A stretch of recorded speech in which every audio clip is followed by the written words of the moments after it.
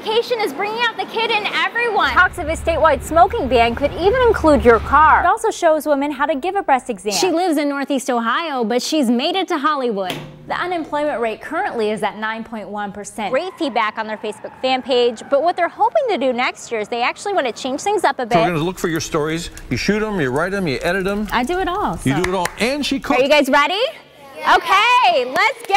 Woo! Yeah! Ah! There you go. Did you get it? What's the best part about coming here to Cleveland, Charlie? Just being in Cleveland. Just being with the people. Yeah, it's awesome. It's a bitchin' city. Well, one of the students that survived Monday's shooting remains in the hospital today. Reporter Annette Lawless joins us now with what the mother has to say for the very first time. Annette?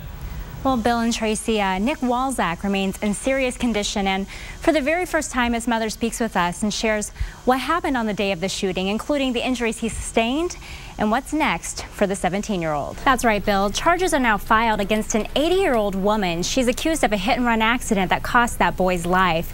Now the victim's family and community are looking for closure. It's a pretty scary situation for two young girls. Now, it's two separate stories and potentially one suspect for Bay Village teenagers that say they were being followed by a stranger. Well, Marciana, we're here at Miller Ranch, and that's where hundreds have been displaced due to the tornado, and it's actually quite similar to another community.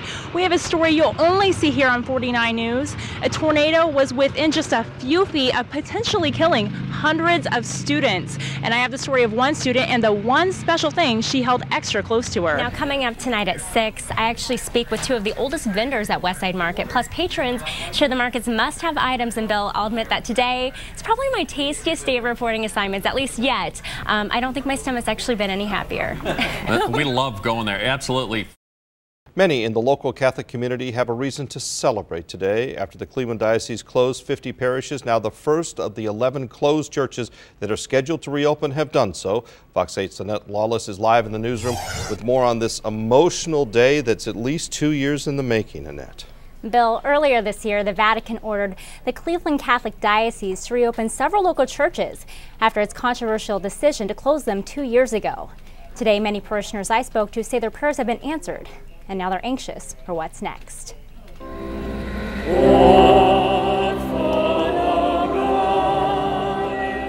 I feel great. My husband feels great.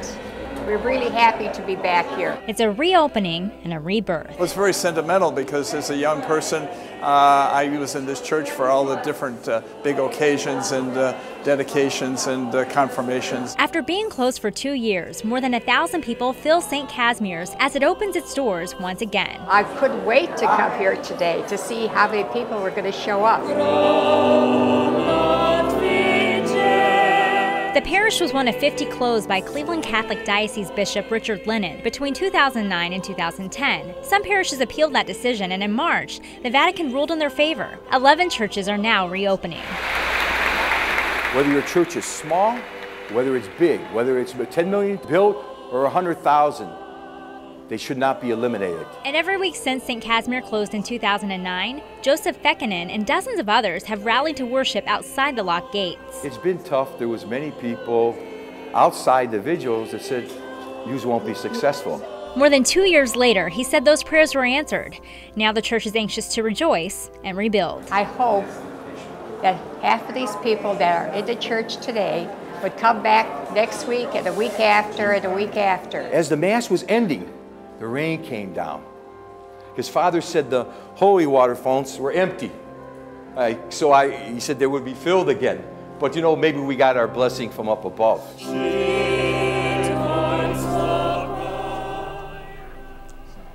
Again, St. Casimir is the first parish in Cleveland to reopen its doors after being closed 2 years ago. And Bill, the diocese plans to reopen the remaining churches in the next 2 weeks. Cause for celebration across the diocese. Okay, thanks, Annette.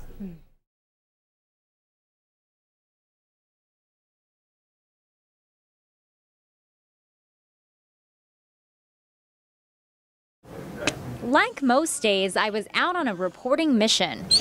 A story of the year, not about what, but whom. The most wanted man in town. Has anyone seen this man?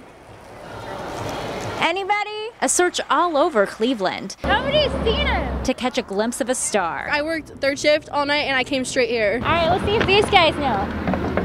Do you guys know where he is? You know, there's been a lot of controversy, so I just wish him well. I only had one question. Where is Charlie? It seemed nobody had an answer. Now tell me, do you know where he is? Oh well. After hours of sign holding, I finally got a break. Tell me, go. what's Did you the get best it? part about coming here to Cleveland, Charlie? Just being in Cleveland. Just being with the people. Yeah, it's awesome. Yeah. It's a bitchin' city. With a warm welcome on the street, he's not sure how people will take him on stage. Yeah, he's pretty crazy. He got booed off stage in Detroit. Probably was an experiment that went bad and whatever, you know. Things happen, you move on. But he does have one fallback, tribute to a local favorite, the film Major League, featuring the Cleveland Indians. Well, I mean, if there wasn't, I'd be a complete moron, right? Come on now. Jeez. What you're planning, or? Nah, you'll see it when it happens. And he even gave me a little gift. Yeah, looky there. I'm excited. Look how excited everybody else is. A lot of excitement in the air. In Cleveland, a starstruck Annette Lawless, Fox 8 News.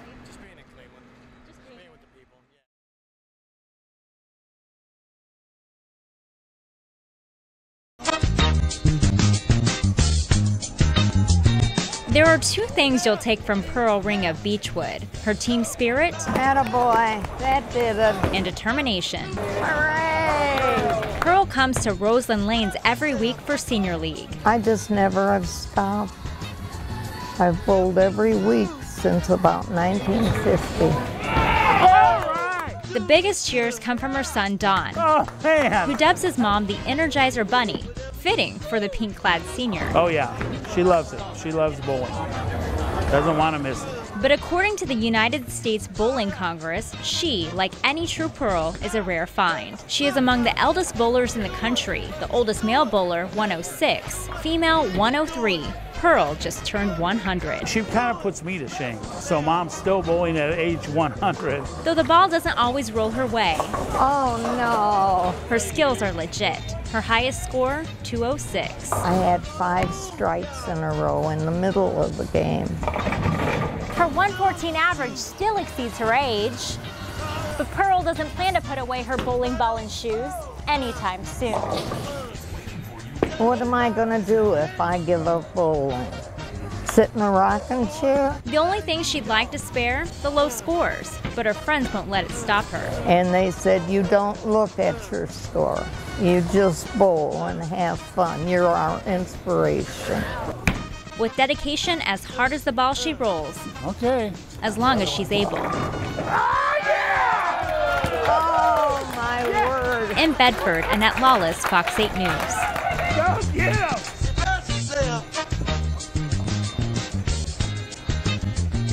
Whatever you do it good.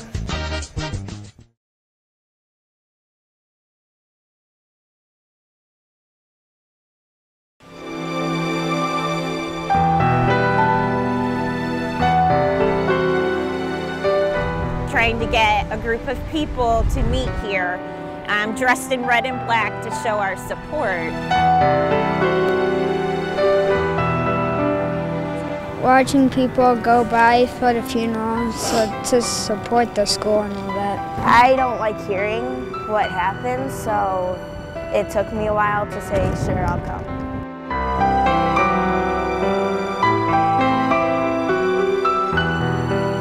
Give them all the support we can on here. Just show them that everybody cares, and kind of the more visual, I think it'd make even more of a feeling special inside.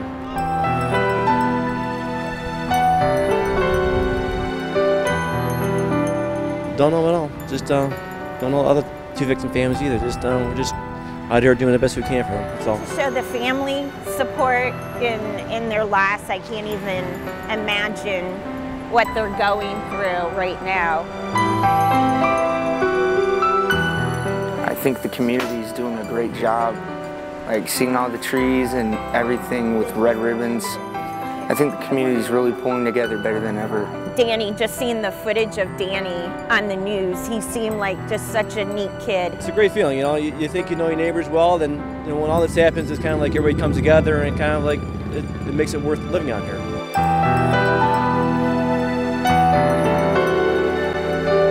I've had this thought over the week is, why does it take such a tragedy to bring people together like this? So I just wish we could do this all the time and not just when, right, for good things, not just, you know, when a tragedy like this occurs.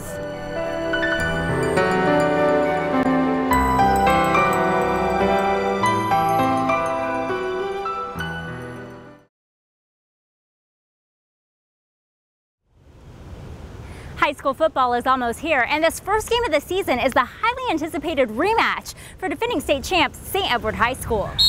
The guys are back in the grind, working hard all this week to kick off the season, and on Saturday they're up against Glenville. The game this weekend is a big game, obviously the Holy War, and Don Bosco, they're kind of ranked above us in a couple polls, so that should be a great game. The teams duked it out in last year's regional semifinals. St. Ed's won 42-22. Although the Eagles did well last year, the team lost 15 starters. They have strategy to put wins on the scoreboard. Just knowing our assignments and being in good shape can always win you football games. We're a young team, we're younger, but we feel like we're ready. I guess the big thing is to build upon what we were able to do last year. We, fortunately we have some guys back, and most of our team was able to experience the process and the journey of winning a state championship. And the team has a lot to live up to. After all, St. Ed's is ranked number 7 in the country. This weekend's matchup should be a pretty good one. Again, it's St. Ed's versus Glenville. That's at 7 o'clock on Saturday at Cleveland Brown Stadium. For the latest high school sports action, you'll want to tune into Fox8.com.